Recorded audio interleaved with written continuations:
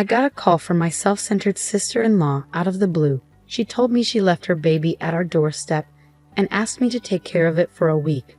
But there was a big problem. I had moved out of that house just the day before. When I told her this, she started yelling at me, saying she was overseas and demanding that I find the baby immediately. I panicked and drove back to the old house, but there was no baby to be found.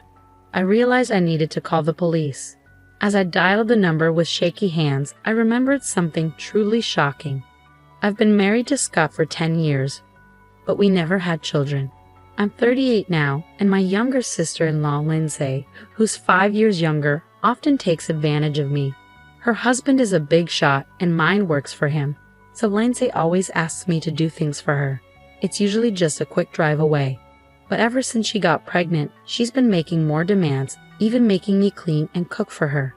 I love helping people, but I've been telling my husband that Lindsay is being too selfish. He keeps asking me to help her out a bit longer, promising he'll talk to her husband about it. But it seems like he's influenced by Lindsay's husband too. So reluctantly, I keep going to Lindsay's whenever she calls. Oh, my stomach feels so heavy. Michelle, can you grab the TV remote for me? Huh? What? Even though she was only 3.5 months pregnant, her belly looked bigger than expected. But she was naturally a bit plump, so I didn't say anything. Maybe it'd be good for your health to move around a bit, I suggested. Don't tell me what to do when you've never been pregnant, she snapped back. Taking care of this baby is important for our future. What's wrong with that? She lounged on the couch, keeping her arrogant attitude, which started getting on my nerves. But when I questioned if you could know the baby's gender at 3.5 months, she got angry. You're so old-fashioned. Nowadays, you can find out the gender early, Lindsay insisted, and I didn't feel like arguing, so I just listened to her complaints. You're just jealous because you can't have a baby. It's not good for the baby's development. If anything happens, it's your fault. She started using the unborn baby to threaten me, making it hard to be around her. I quickly finished my tasks and leave, feeling suffocated by Lindsay's behavior. When I talked to my husband after work, he comforted me, saying just hang in there a little longer. But despite his words, I still felt uneasy. It was hard to keep feeling this way. I started making excuses whenever Lindsay called, avoiding her requests. But then she complained to my husband, saying I was being mean to her, which left me feeling lost. Even when I said I was busy, she ignored it and kept calling. Eventually, I had to pick up, and she screamed at me, threatening my brother's job at the company, reminding me that her husband was the president. My husband, always gentle and trying to avoid trouble, urged me to go to Lindsay's place. Time went by, and Lindsay gave birth to a boy a month early. The baby weighed over 140, which seemed big for a premature birth. But not knowing much about pregnancy, I accepted it. Lindsay named him Chris, and after she left the hospital, she called me to take care of him, saying it would be good practice for when I had my home. Despite my annoyance with Lindsay, I visited her every time she called, thinking she must be struggling after giving birth. Plus, Chris was just too cute. Chris, you're such a good boy. Grow up healthy. Changing diapers and bathing him didn't feel like a chore when I saw his face. But after 3 months, Lindsay started leaving Chris at my house more often. What's going on? You're all dressed up, I asked. I have a dinner with people from my husband's work. You take care of Chris while I'm out, she said, as she regained her strength. I realized how busy the wife of a president could be, and I took care of the baby diligently, but Lindsay started leaving Chris with me more often. Thanks for today. Isn't this too much? Are you just accompanying your husband? My husband is handling an important deal, and I'm helping out. You should too, Lindsay said, forcing Chris onto me and rushing out. I couldn't help but wonder if she was really helping with that flimsy dress she was wearing. Despite my doubts, I couldn't ignore the baby, so I took care of him as usual. But that day was different. When I changed his diaper, Chris had diarrhea. He seemed energetic and didn't have a fever, so I made sure to keep the room warm. In the evening, when Lindsay came to pick up Chris, I told her about it. She accused me loudly, saying I did something to Chris out of spite. I denied it, just as my husband Scott came home. What's all this noise in the entryway, Scott? I trusted your wife with Chris, and now he has diarrhea, Lindsay said, her usually harsh tone turning meek as she started crying. I understand your concern, but Michelle doesn't have much experience with babies. It might have just been a bit cold today. I'll apologize on her behalf, so please forgive her. My husband defended me. I felt puzzled why I had to apologize when I hadn't done anything wrong. I saw Lindsay and Chris off, feeling frustrated. While making dinner in a low mood, my husband suddenly got serious and took out an envelope from his bag. Michelle, we need to talk about something important. Dinner can wait.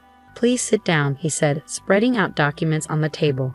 The words he told me were shocking, something I never imagined. But seeing his determination, I nodded quietly. A week later, while I was unpacking boxes, Lindsay called. I left a bag at your entrance. Take care of him for a week. What? What are you talking about? Don't play dumb. It's my baby, of course. You've already brought him inside, haven't you?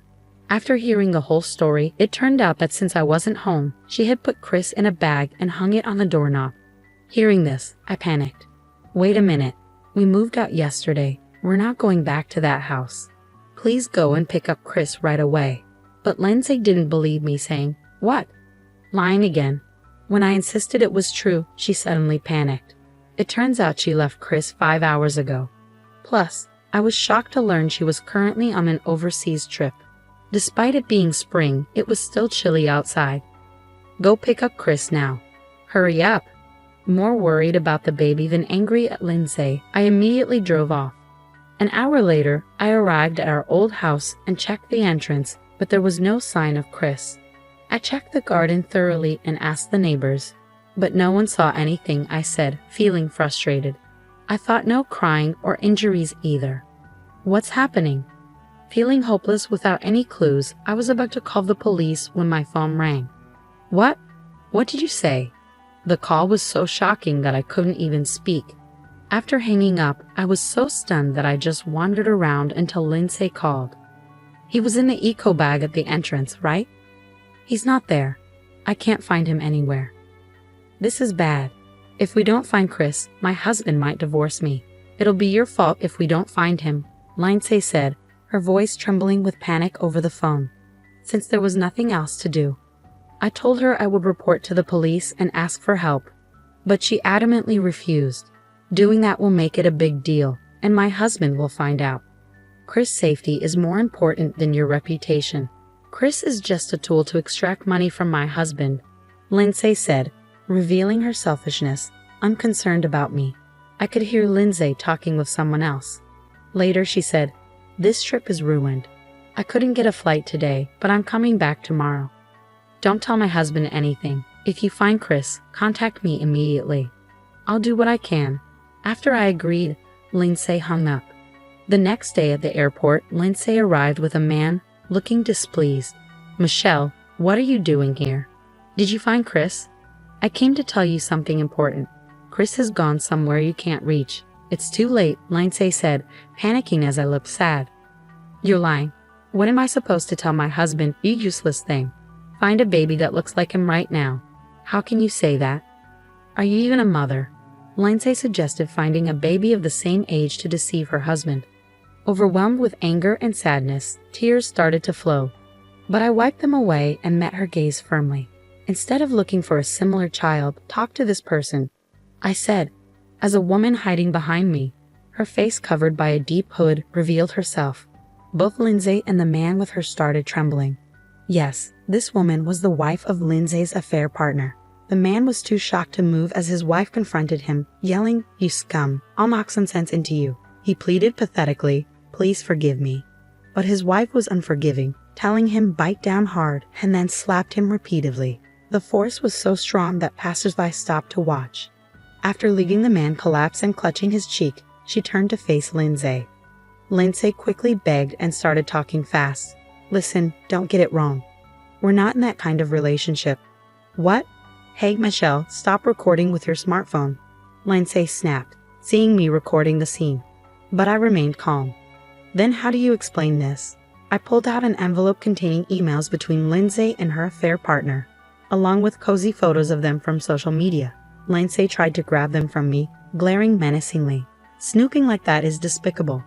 How did you find his wife's contact information? I actually met his wife by chance, I said. When I saw Lindsay's affair partner on social media, his face seemed familiar. After thinking, I realized he was the husband of the woman who works at my regular hair salon. He too was a hairstylist, but unlike his successful wife, who owned several shops and was skilled, he was known for not working and just playing around. He was a typical husband living off his wife's success. When I told his wife about Lindsay's affair trip, she said, "I've reached my limit. I'm joining in." She came with me, and I was honestly surprised at how terrifying she could be when angry, considering she's usually gentle and kind. The Playboy hairstylist couldn't stand up to his wife and kept begging, "Please don't divorce me." Watching her steadfast refusal, I felt determined. Plus, I started to wonder if Chris was born from the affair. "What? Don't make things up without proof," Lindsay said. "But he was born a month early and weighed over 140 grams. That's definitely too big. Have you been fudging the weeks?" I pulled out another envelope and showed her the documents inside. One was a maternal and child health handbook.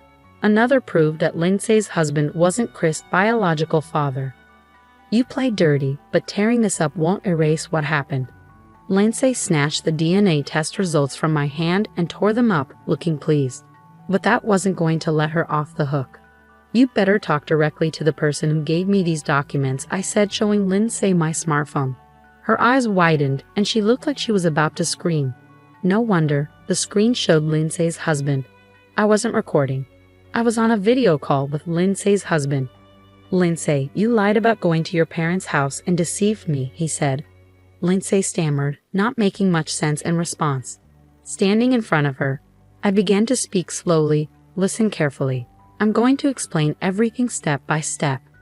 A week ago, her husband, suspecting something, had requested a DNA test between himself and Chris.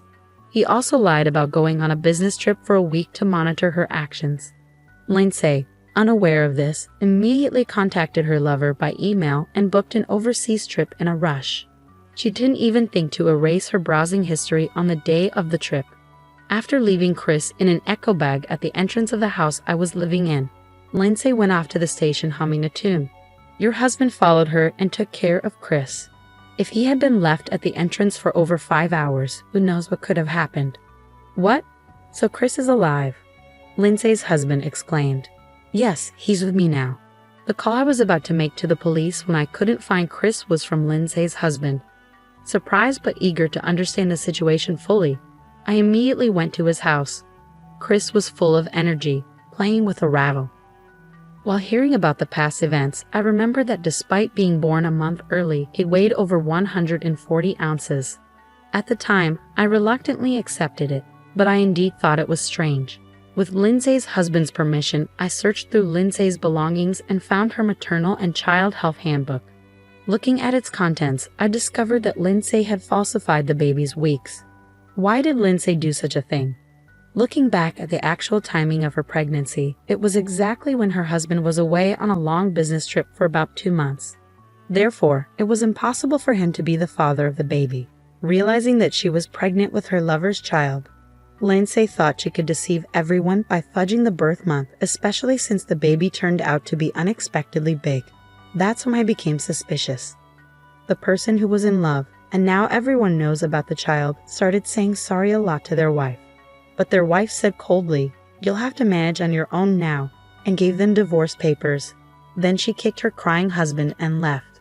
She walked away with confidence. Meanwhile, Lindsay's husband didn't stay quiet. He said, "I'm divorcing you, obviously. Go be with that other man." "No, I just thought he looked nice. He doesn't have any money. You were only with me for the money, right?" Lindsay got emotional as she admitted the truth.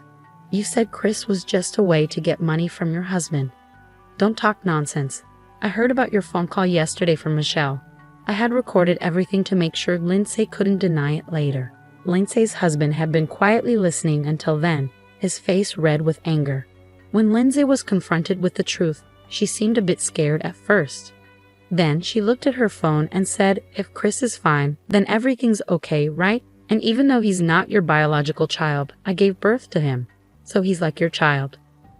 Both Lindsay's husband and I were shocked by her selfish reasoning. Thinking she had cleverly avoided the issue, Lindsay looked proud. But then her husband said, "It's over," and hung up the phone suddenly. Lindsay tried to call him back, but he had blocked her. Then I reminded her that leaving Chris alone in a bag and going out was against the law. She shook her head in disbelief. I showed her the law on my phone, and she suddenly got scared and collapsed. Lindsay, it's over between us. Goodbye. Giving Lindsay a cold glance, I walked away, feeling a shiver down my spine. When I looked back, I saw Lindsay's eyes were red, and she had a scary expression on her face. I'll tell Scott you're to blame for all of this because you moved without telling me. My husband decided to move because he felt sorry for me being used by you. He knows everything about what happened, and he never wants to see you again. Lindsay thought her brother would support her, but when she realized he had left her too, she screamed loudly. It's shocking how selfish someone can be, not once considering Chris. Stop crying and go get Chris right now. If I'm getting divorced, I don't need the baby. What kind of person are you? I won't forget what you said. Chris will never go back to you, no matter what. After cutting ties with my sister-in-law for good, I walked away with a strong determination. Later, I reported Lindsay's cruel act of abandoning the baby to the police. Although Chris was quickly kept safe, what Lindsay did was considered too heartless, and she faced serious consequences from the police. Lindsay ended up getting divorced by her husband and rejected by her own family, leaving her completely alone. She was sued by her ex-husband for leaving the baby and deceiving him, and he demanded $30,000 in compensation. Lindsay and her lover had to borrow money to pay the settlement, and because they'd borrowed from a sketchy company, Lindsay had to work in a shady place to pay off the debt. My determination was to raise Chris as my own child. When I shared this with my husband, he happily agreed. Oh, and I almost forgot to mention, I'm also expecting a new baby. I'll take care of these children with love and make sure they have a happy and free life.